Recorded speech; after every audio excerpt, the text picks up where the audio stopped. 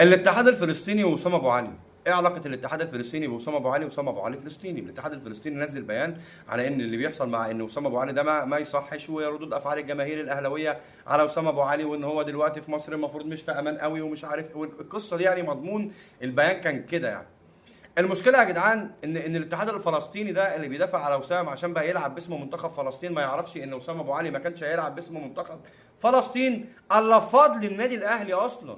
لان النادي الاهلي هو اللي ساعد اسامه ابو علي في ان هو يخلص الاوراق بتاع الجنسيه الفلسطينيه، لانه ما كانش جنسيه فلسطينيه وما كانش اصلا على ذمه دوله فلسطين. لولا مساعده النادي الاهلي ليه في تخليص الاوراق والجنسيه علشان يبقى لاعب محلي عندي، وعلشان يثبت ان هو فلسطيني، بالتالي هيثبت ان هو فلسطيني لما يبقى لاعب محلي عندي.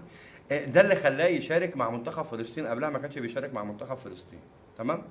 فانا اصلا اللي خليته فلسطيني، انا اصلا اللي هي الفضل على اسامه ابو علي في ان هو بقى فلسطيني وتابع لدوله فلسطين وبيلعب باسم منتخب فلسطين وبيرفع شعار فلسطين اللي هم اخواتنا وحبايبنا.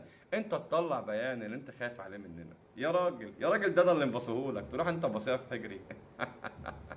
الاتحاد الفلسطيني مسح البيان.